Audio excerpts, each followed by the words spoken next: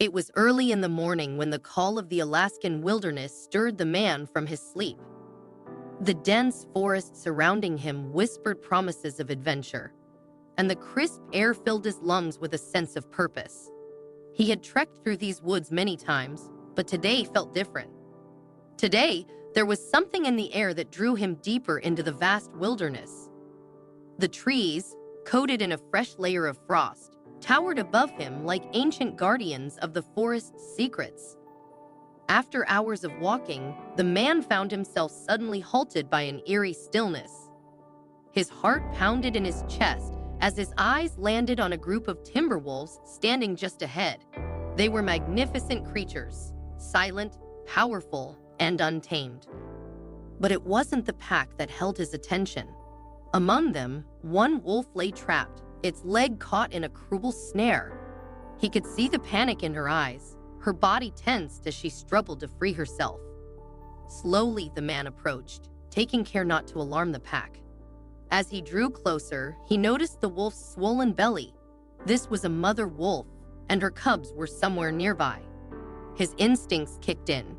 He knew the wolf would be wary of him, especially with her injury and her need to protect her young.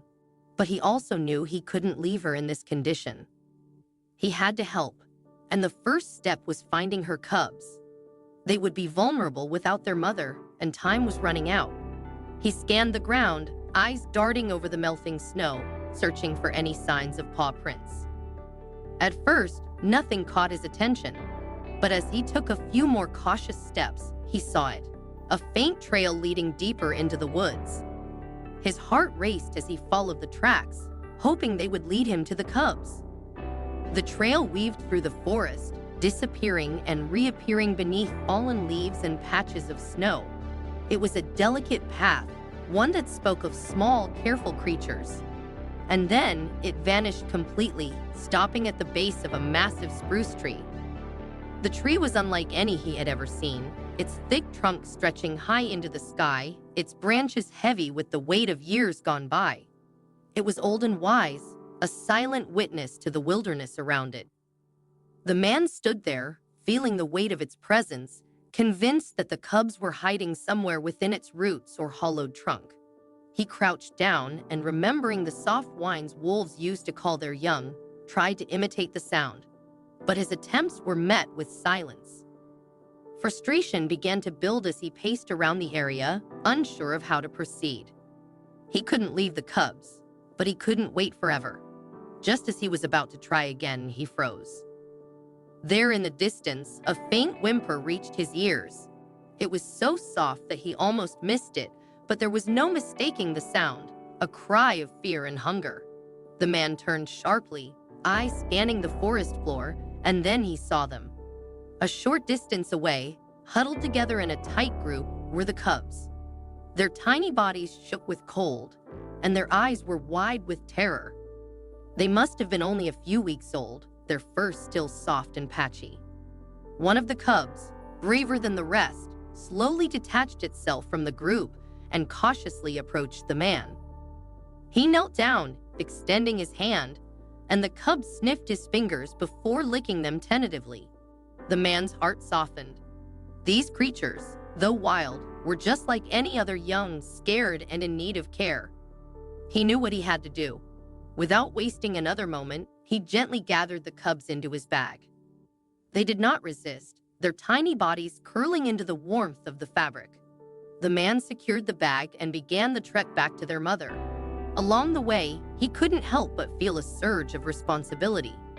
These cubs depended on him now, and so did their injured mother. When he returned to the site of the trapped she-wolf, he saw her watching him with a mix of caution and hope. She let out a low whine, her body tense with pain, but her eyes locked on the bag slung over his shoulder.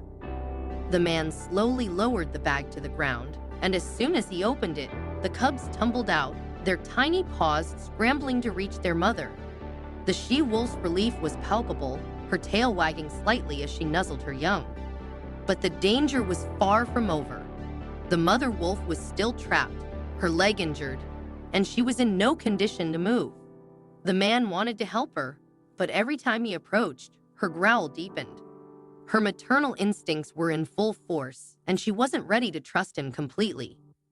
He knew he needed to gain her trust if he was going to save her. The first thing she needed, however, was food. The man scoured the forest for anything that might sustain the wolf and her cubs. Hours passed, and just as the light began to fade, he stumbled upon the carcass of a deer. Taking only what he needed, he hurried back to the wolf, careful not to alarm her. He tossed pieces of meat toward her, watching as she devoured them hungrily. Over the next few days, he repeated this process, feeding the wolf and her cubs from a distance. Gradually, the she-wolf's posture softened. She no longer growled when he approached, and though she remained cautious, her eyes no longer held the same fear. One afternoon, as the man knelt near her, she allowed him to touch her leg. She flinched but did not pull away.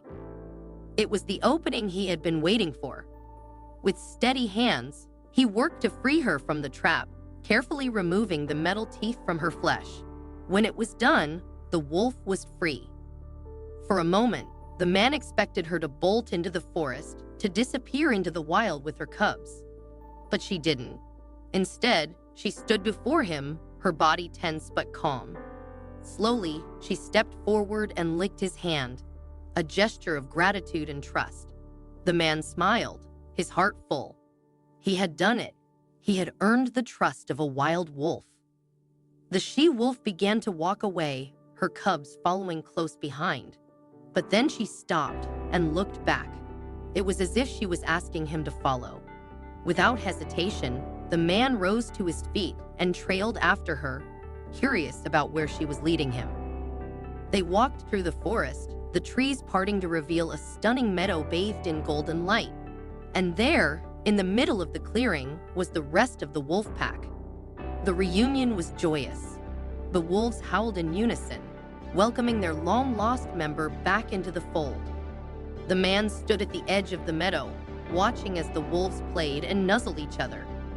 It was a sight he would never forget, a glimpse into a world few humans ever got to see. That night, he slept under the stars, surrounded by the peaceful presence of the wolf pack. When morning came, the man knew it was time to go. He had done his part, and now the wolves would take care of each other. As he packed his things and began to walk away, something made him stop. He turned around one last time, and there she was, the she-wolf, standing at the edge of the meadow, watching him. She let out a long, mournful howl, a sound that echoed through the forest and settled deep in the man's chest. It was a farewell, but also a promise. The year passed, and the man found himself back in the Alaskan wilderness. He had not forgotten the wolves, and something inside him urged him to return. He followed the familiar trail, his feet carrying him past the rusted remains of the trap that had once held the she-wolf captive. As he reached the meadow, he let out a long, loud howl, hoping that the wolves would remember him. Seconds passed, then minutes. Just when he thought there would be no answer, a distant howl reached his ears. He ran toward the sound, his heart pounding with anticipation. And then there she was, the she-wolf, standing tall and proud, her tail wagging in recognition. The man smiled, knowing that their bond, though brief, had left a lasting impact on both their lives. Wild animals like wolves rarely form connections with humans, but when they do, it's a bond that transcends the ordinary. The man understood this as he watched the she-wolf disappear into the forest, her cubs by her side. Their time together had been short, but the memory of their connection would stay with him forever. Meanwhile, in another part of the world, a woman named Michaela Rains was forming her own unique bond with wild animals, foxes. Michaela was the founder of Save a Fox, a sanctuary in Minnesota dedicated to rescuing foxes from the fur industry. Much like the man and the wolf, Michaela's journey with foxes was one of trust, patience, and compassion. Foxes, unlike wolves, are often viewed with suspicion. Their sly reputation and elusive nature make them difficult animals to understand. But Michaela had a deep love for these creatures, and she knew that, given the right environment, even the most fearful foxes could learn to trust again. One fox in particular, named Valentine, had captured Michaela's heart. Valentine had been born with a genetic deformity that caused his gums to grow uncontrollably, requiring yearly trims. Despite his condition, Valentine was a sweet and gentle fox, shy but affectionate.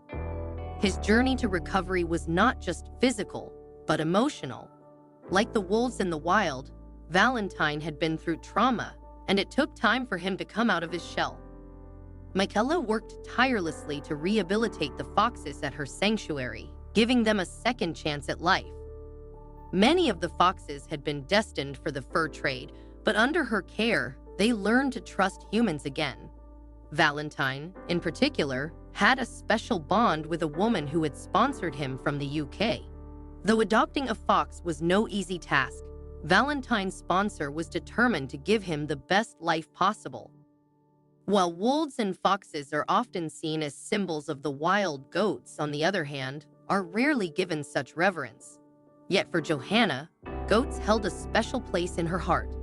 Living in Iceland, Johanna had dedicated her life to saving the hornless Icelandic goat breed, which had been on the verge of extinction in the late 1990s.